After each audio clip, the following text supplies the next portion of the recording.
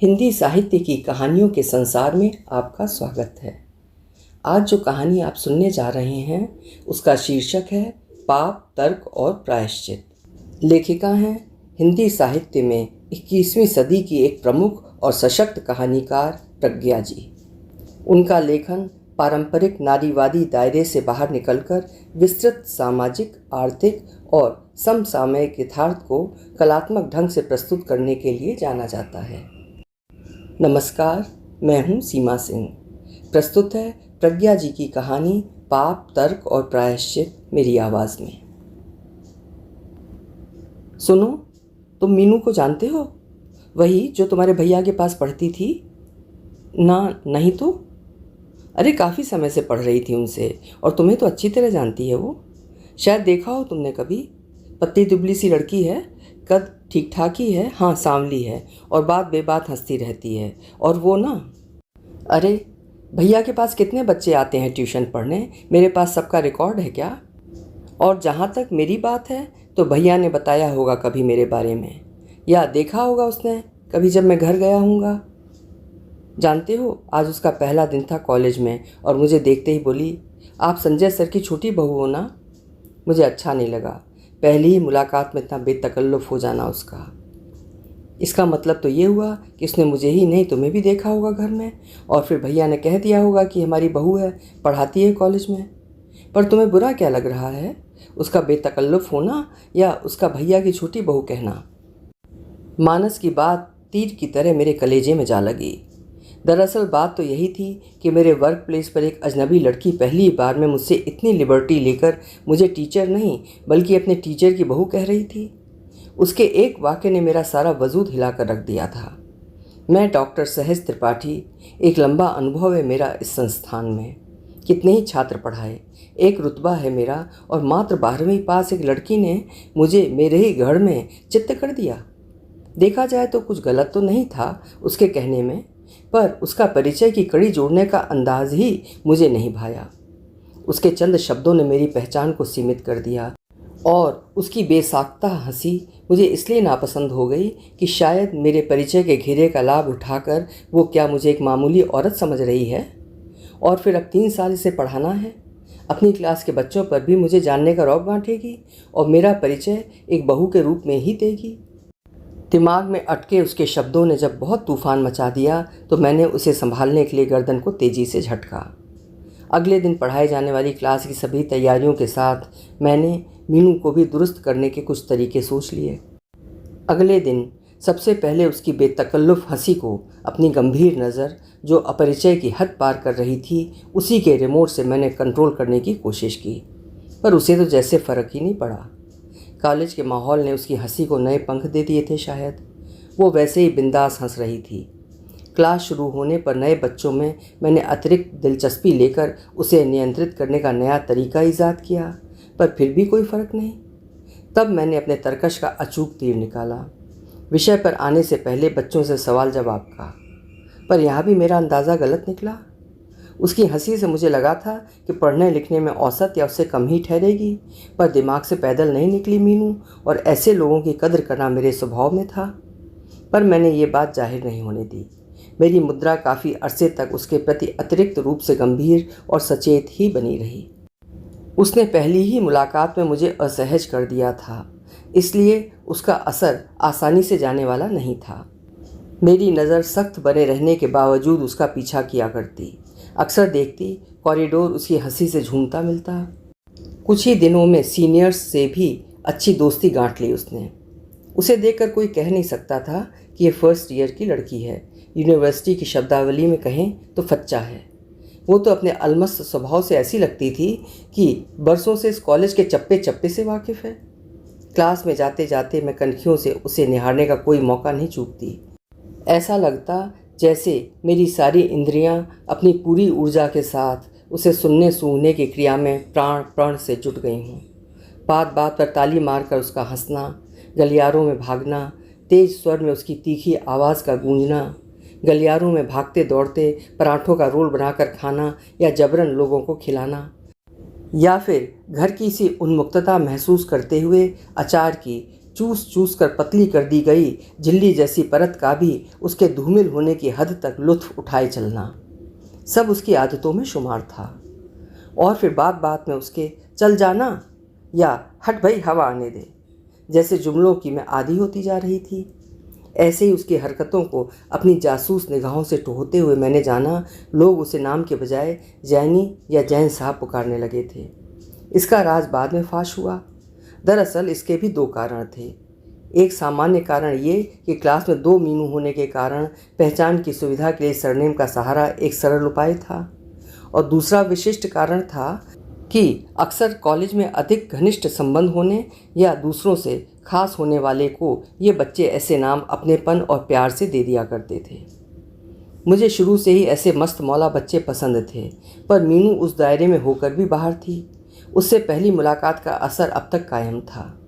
हालांकि ये असहजता मुझे अक्सर परेशान भी करती। खामखाम मैंने उससे दूरी बना ली है, आखिर कब तक। और एक दिन पुरानी बातों पर खाक डालने की बात सोचकर और कड़ा निश्चय करके मैं कॉलेज आई थी तो सामने पड़ते ही मीनू बोली, कल मैं आपके ससुराल गई थी। मैंने बताया सर को कि आप हमें पढ़ाते हो। सहज सरल से इस वाक्य ने एक बार फिर मुझे घायल कर दिया। अपनी पीड़ा को छुपाकर और अपने गुस्से को जताकर मैंने 2 टूक कहा, देखो मीनू, ये कॉलेज है और मैं नहीं चाहती कि तुम मेरे घर परिवार से जुड़ी कोई चर्चा मुझसे या किसी और से करो। उसके चेहरे पर नासमझी के भाव की परत मुझे भली लगी। हालांकि बाद में ठंडे मन से सोचा तो पाया कि क्या गलत कहा था उसने ऐसा। पर मुझे हर बार क्यों चुभती है उसकी बात? क्यों ये लड़की मुझे बार बार मेरे कर्म के दायरे से ढकेल कर घर में बंद कर देती है? क्या उसकी नज़र में मैं केवल एक पत्नी, बहू, माँ ही हूँ? अब तक शिक्षक का मेरा स्वतंत्र अस्तित्व उसकी नज़र में कुछ भी नहीं है क्या? पता नहीं वो इस बात को समझी कि नहीं, पर उस दिन का असर ये हुआ कि मीनू ने फिर मेरे परिवार से जुड़ी बातों का जिक्र नहीं छेड़ा। फिर जैसे जैसे उसने मेरे परिवार से जोड़कर मुझे देखना बंद किया, वैसे वैसे वो और बच्चों की तरह मेरे करीब होती चली गई। उस दिन बच्चों की फ्रेशर्स पार्टी थी। नए बच्चों के लिए आयोजित प्रतियोगिता को जांचने वाले 3 लोगों के निर्णायक मंडल में मैं भी एक थी। जैसे ही मीनू का नाम पुकारा गया, एक शोर सा उठा।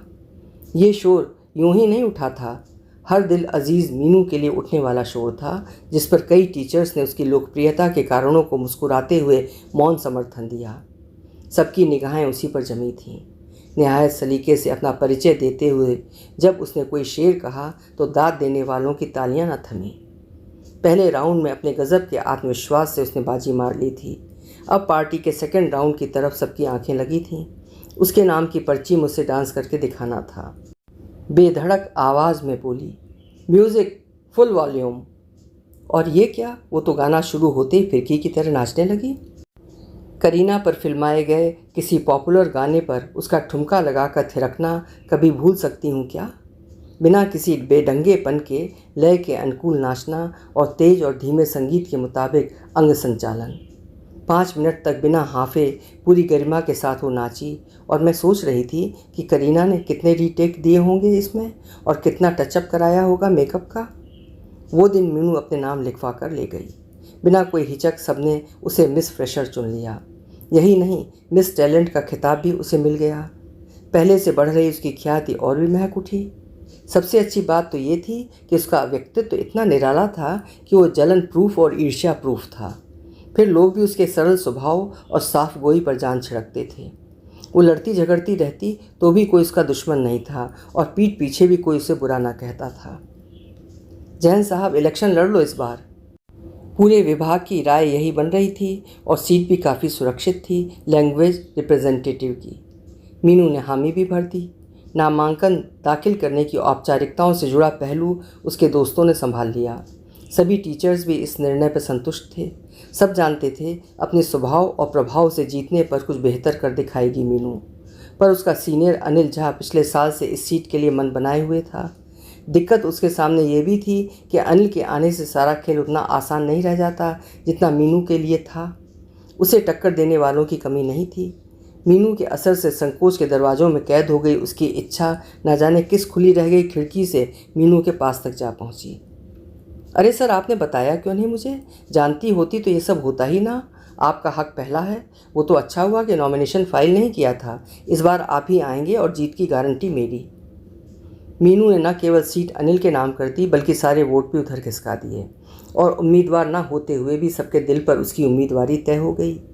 उसके खुलेपन और दोस्ताना रवैये ने उसे सबकी चहेती बना दिया था। उसे देखकर लगता था कि मानो ये अक्षय ऊर्जा का कोई स्रोत है। जब देखो, किसी पहर देखो, आंखों में वही चमक, आवाज़ में वही खनक। मन कहता, थकती नहीं है ये लड़की, हर काम को करने में गजब का उत्साह। ऐसे बच्चे पूरे माहौल को ताजगी से भर देते हैं। सालाना उत्सव में निबंध लेखन प्रतियोगिता से लेकर लोकगीत प्रतियोगिता तक सब में उसकी काबिले तारीफ प्रस्तुति। उसी दिन लोकगीत की अदायगी से मैंने जाना कि मीनू राजस्थान से संबंध रखती है। कितना बढ़िया गीत गाया था उसने। मैडम, आपके घर के पास आ गई हूँ मैं। यहीं पास में नवज्योति अपार्टमेंट्स में किराए का फ्लैट लिया है पापा ने। कभी आओ ना घर आप। हाँ, ज़रूर आऊँगी कभी।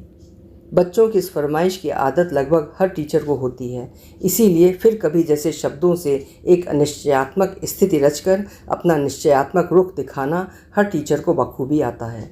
सो मैंने भी वही किया। सोचा दो एक बार कहेगी, फिर सच जानकर कहना छोड़ देगी।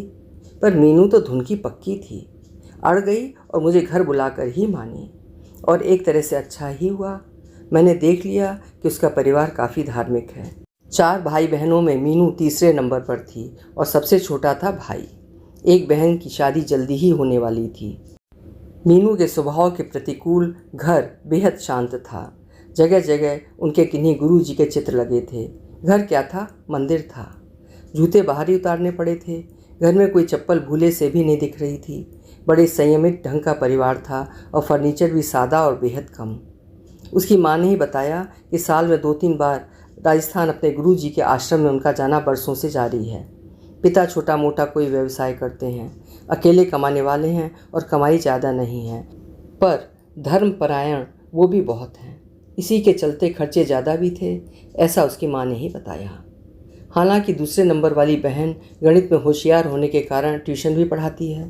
तीनों लड़कियां गुरु जी के आदेशों का पालन करती हैं। इसके अलावा पता नहीं कौन कौन से व्रत त्यौहार की जानकारी वो मुझे दे रही थीं, जिनसे मैं आत्मा की गहराई तक ऊब रही थी। आइए आपको अपना पार्क दिखाती हूँ। मुझे बचाने का अच्छा बहाना बनाया उसने। जान बची तो लाखों पाए की तर्ज पर मैंने मुग्ध भाव से जूते पहनते हुए उसे देखा। पार्क घुमाते हुए उसकी मस्ती फिर से तारी हो गई और मुझे लगा कि जाने किस कैद से छूटकर आए हैं हम दोनों। हैरत की बात तो ये थी कि मैं समझ ही नहीं पा रही थी कि मीनू इसी परिवार की लड़की है या गोद ली गई है। कई फिल्मों में जन्म के वक्त बच्चों की अदला बदली के दृश्यों को देखने के बाद मुझे लगने लगा कि मीनू भी शायद वही बदला हुआ बच्चा है। पर कमाल की बात है, अपने चुप्पा भाई बहनों के बीच भी वो अपनी लय में ही जीती थी। देखते देखते मीनू बेहद अच्छे नंबरों से पास होकर दूसरे साल में आ गई। दरअसल उसके जीवन में घटनाओं की उथल पुथल यहीं से शुरू हुई, जिसके कारण कुछ भी सामान्य नहीं रहा, ना उसके जीवन में और ना ही उससे जुड़े लोगों के जीवन में। नया सत्र शुरू ही हुआ था और मीनू लंबे समय तक कॉलेज नहीं आई। मैडम फ़ोन ही नहीं उठाती, क्या करें? बच्चों से पूछने पर पता चला। मैं अतिरिक्त रुचि नहीं लेती तो पता ही नहीं चलता। क्लास का कोई भी बच्चा उसके घर के बारे में कुछ नहीं जानता था। अपने घर की कोई बात नहीं करती थी कॉलेज में। वो तो एमए में पढ़ने वाली साक्षी ही अकेली लड़की थी जो मीनू के घर आती जाती थी, शायद किसी पुरानी पहचान के कारण। उसी ने बताया, मैडम बीमार है वो, उनके यहाँ कोई कठिन व्रत होता है, वही रखा था उसने। एक दिन के व्रत से ऐसा क्या हो गया उसे? एक दिन नहीं मैडम, 1 महीने का व्रत था, बेहद कठिन, चातुर्मास करके कुछ। कहीं आ जा नहीं सकते और गर्मी में भी गर्म पानी पीना है। पूजा पाठ और बुरे कामों से मुक्ति का संकल्प जैसा भी कुछ होता है इसमें। तीनों बहनों ने रखा था। मीनू और उसकी बहनों ने ऐसे क्या बुरे काम कर दिए? बड़ी ही प्यारी बच्चियां हैं वो तो। मेरी बात पर गौर किए बिना ही साक्षी बोलती गई। पर व्रत के अंतिम दिन काफ़ी खुश थी वो कि अब कॉलेज जा सकेगी। मुझे बुलाया था उसने, मेहंदी लगवाने जा रही थी। वो किस लिए? पता नहीं मैडम, रिवाज सा है उनके यहाँ। कन्याएं व्रत के अंतिम दिन खूब सजती हैं या खुशी मनाती हैं, ऐसा ही कुछ। और उस दिन अपने करीबी लोगों से मिलती भी हैं। बस मैं तो इसी करके चली गई थी उसके घर। उसकी दोनों बहनों ने भी व्रत रखा था, पर ये कितनी दुबली हैं, पहले ही सह नहीं पाईं। कई दिन हॉस्पिटल में रहीं, अब घर आ गई हैं। उसका हीमोग्लोबिन काफ़ी कम है। तो ये थे मीनू के गुरुजी के बताए नियम कायदे, जिनकी कसौटी पर खरा उतरना था उसे और उसकी बहनों को। वो बीमार न पड़ती तो शायद इस रहस्य से पर्दा ही ना उठता, या अगर साक्षी भी उसके घर न आती जाती तो कुछ भी पता न चलता। बहरहाल कुछ ही दिन बाद मीनू लौटी। बीमारी की बात तो उसने बताई, पर कारण गोल कर गई। मुझे लगा वो मुझे वास्तविकता बताने से कतरा रही है। उसकी व्रत कथा पर पर्दा ही पड़ा रहा, पर अब मीनू में पहली जैसी ऊर्जा नहीं रह गई थी। भाई भगा ना मुझे, सांस फूलती है मेरी। ले मान ली मैंने हार अपनी। कॉलेज के बाहर गलियारे में मीनू की बात सुनकर जहाँ उसका साथी जीत की खुशी में इतराने लगा, मेरा मन किसी आशंका से भर गया। क्या हुआ मीनू की हिम्मत को? हारना तो उसका स्वभाव ही नहीं था। नए बच्चों के स्वागत की तैयारियां चल रही थीं। सभी टीचर्स चाहते थे कि शुरुआत मीनू के डांस से ही हो। उसने भी खुशी खुशी स्वीकार कर लिया, पर हैरानी की बात यह थी उसका ये कहना, 2 दिन के लिए कॉलेज में ही रिहर्सल की व्यवस्था करा दें आप, घर में पॉसिबल नहीं। बात अजीब तो नहीं थी, पर लगा शायद घर में उसे नाचने गाने की अनुमति नहीं है। मैंने व्यवस्था तो करा दी, पर घर के बारे में पूछने पर उसने बेहद नपे तुले शब्दों में इतना ही कहा, बस ऐसे ही, पापा को पसंद नहीं। मेरे मन ने प्रतिवाद किया, क्या ज़रूरत है पापा को बताने की? कौन सा वो सारे दिन घर में रहते हैं? पर आखिर नाचने में ऐसी कौन सी बुराई है जिसे छोड़ा जाना चाहिए? क्या उसके पापा ने देखा है कभी उसका नाचना? शायद नहीं, इसीलिए तो वे जान ही नहीं सके कि नाचते हुए उसकी खुशी 7वें आसमान पर होती है। बात करना चाहती थी मैं उससे खुलकर, चलकर समझाना चाहती थी उसके पापा को, पर उसके कसकर भिंचे होठों ने एक सीमा रेखा खींच दी थी जिसके पार जाने की अनुमति मुझे नहीं थी। चलिए चलिए मैडम, मीनू बेहोश हो गई है। अगले दिन डांस की तैयारी के दौरान बच्चे बदहवास से भागे आए।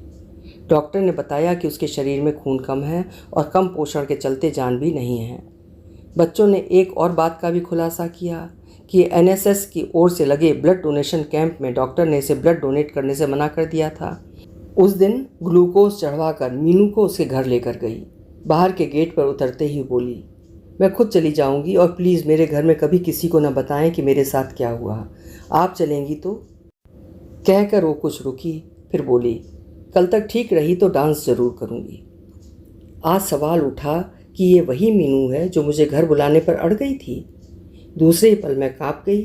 क्या मुझे घर बुलाने का कोई और मकसद तो नहीं था? उसके घर का धार्मिक अनुशासन और मेरी बातों में धर्म की रूढ़ियों का तार्किक खंडन? तो क्या मीनू इसलिए मुझे?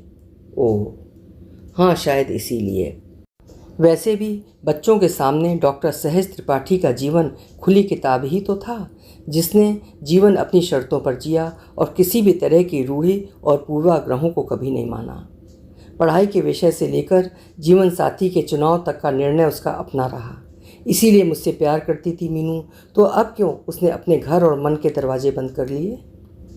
मेरा दिमाग उसके घर के रहस्य को खोलने में लगा था, पर जुबान से यही निकला, ठीक है, और तुम कल की चिंता ना करो, अपना ध्यान रखो बस। इस घटना के बाद कॉलेज में मीनू का डांस छूट गया। अब कभी कभी गाना गा देती थी।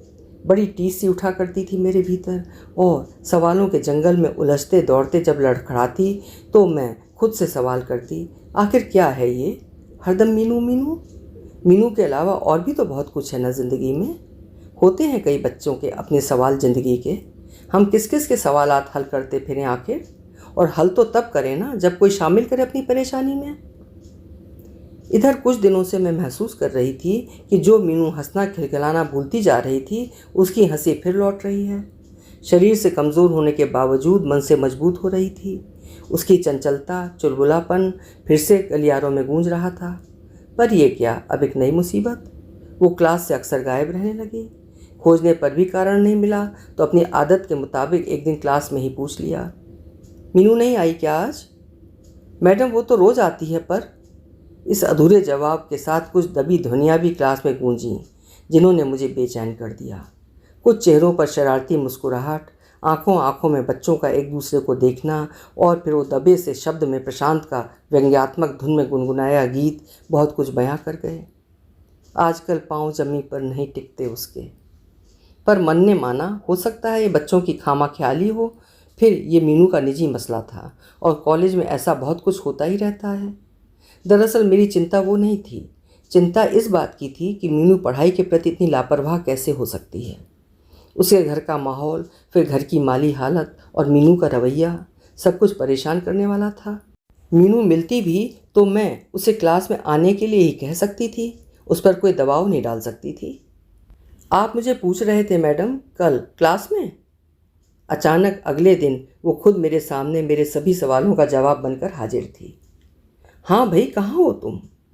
फिल्म देखने गई थी, मैं और इमरान थे साथ में। उसका जन्मदिन था ना। शुरुआती संकोच से निकले उसके बेधड़क शब्दों ने बहुत कुछ कह दिया। दोस्तों का जन्मदिन मनाओ, पर रोज़ रोज़ क्लास से कैसी नाराज़गी?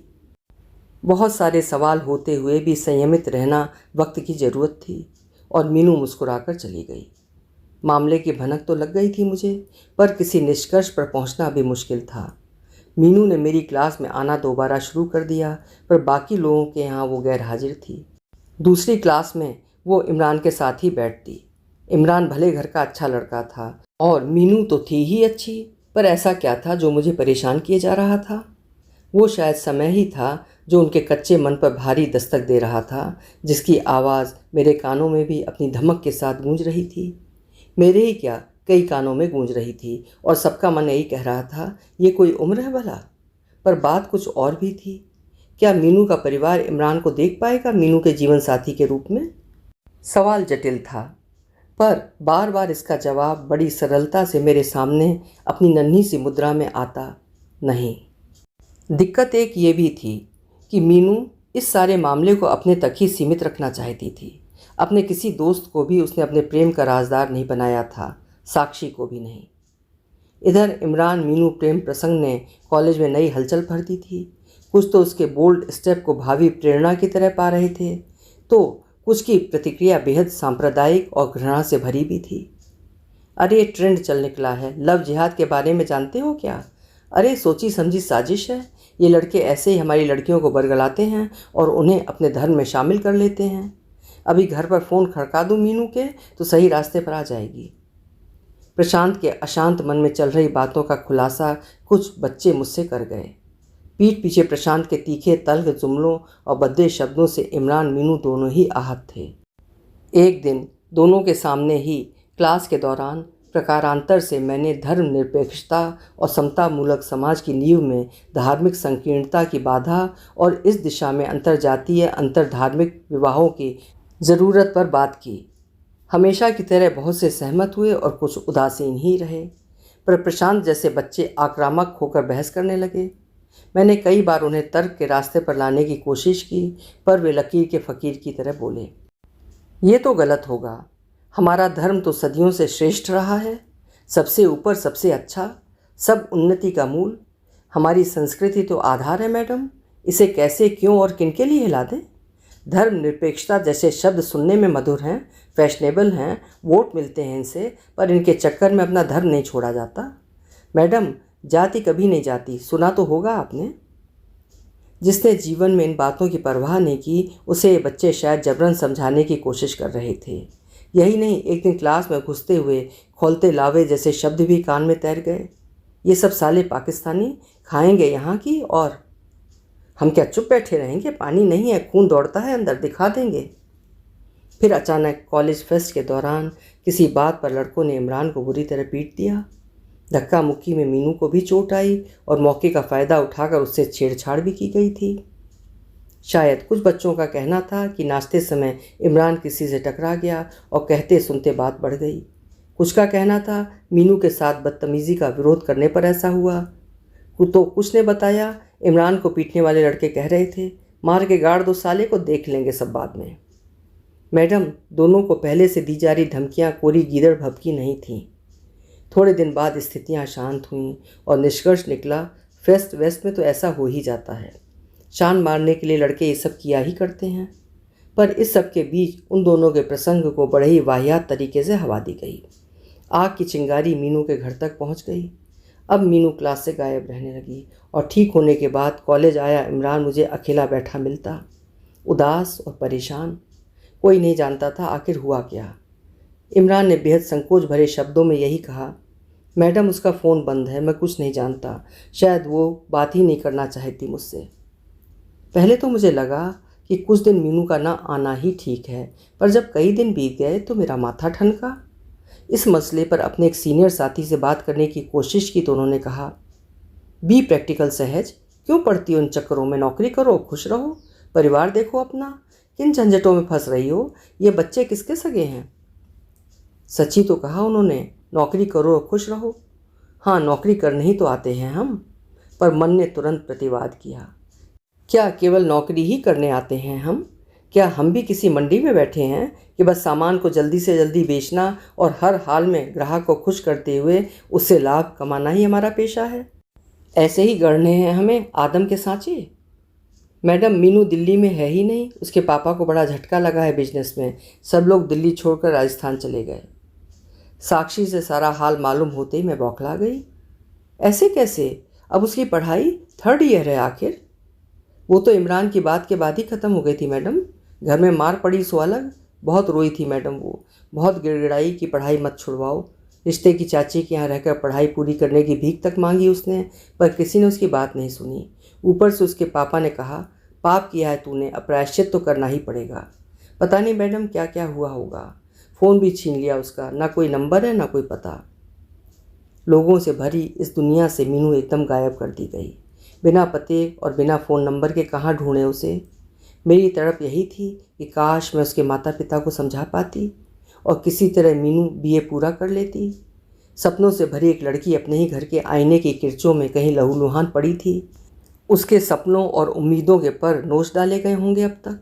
उसका ख्याल मुझे किसी करवट चैन न लेने देता। परेशानी से भरे उन दिनों में एक मानसी थे जो मुझे हौसला देते, और दूसरी साक्षी थी जिसके होने से उम्मीद बंधती कि कभी न कभी तो साक्षी से उसकी बात होगी ही। आज 3rd ईयर का फेयरवेल था मीनू की क्लास का, पर मीनू नहीं थी और इमरान ने आना लगभग बंद सा ही कर दिया था। उस आयोजन में कहीं किसी ने उसका जिक्र भर किया था और अब इसके बाद उसका जिक्र भी हमेशा के लिए ख़त्म होने वाला था। दुखी मन से कॉलेज से निकल रही थी कि साक्षी मिल गई। आपको चलना होगा मैडम मेरे साथ, अभी इसी समय। कहाँ, किस लिए? मीनू आई है मैडम, दिल्ली में रहेगी कुछ दिन। घबराहट में मेरे गले की सारी नसें तन गईं। अपनी सारी शक्ति समेट कर मैंने कहा, कहाँ हैं, जल्दी चलो। मम्मी पापा को बिना बताए कुछ समय के लिए ही आई होगी ना हमसे मिलने। क्या इमरान भी पहुँच रहा है? नहीं, वो नहीं आ रहा। अब मीनू को किसी से छिपने बचने की ज़रूरत नहीं है मैडम, उसे दीक्षा दिला दी गई है। दुखी स्वर में निकले साक्षी के शब्द किसी वजनी हथौड़े की तरह मेरे दिमाग में पड़े। जीवन से भरी उमंगों में झूमती, सपनों के गीत गुनगुनाती, फिरकी की तरह नाचती, प्रेम के पंख लगाकर उड़ने वाली मीनू और दीक्षा धारण करने वाली साध्वी मीनाक्षी, दोनों में कौन सा सच था? पहचान जटिल थी। क्या यही था मीनू का फेयरवेल? आज सोचती हूँ तो लगता है कि साक्षी से सच जानने के बाद मैं क्यों गई उससे मिलने। क्या बदल दिया मैंने, और क्या जान लिया नया ही कुछ? जितना उसका सच था साक्षी ने बता तो दिया ही था, फिर ऐसा क्या मिलने वाला था उसे देखकर? क्या साक्षी के कथन का जीता जागता सबूत लेने गई थी मैं? साधियों की तरह सफ़ेद साड़ी में लिपटी शांत मीनू ने तो मेरी मीनू के वजूद को ध्वस्त कर दिया था। उस सत्संग में नन्ही किशोरी, जवान और वृद्ध साधियों की पंक्ति में बैठी मीनू को पहचान लेना आसान बात नहीं थी।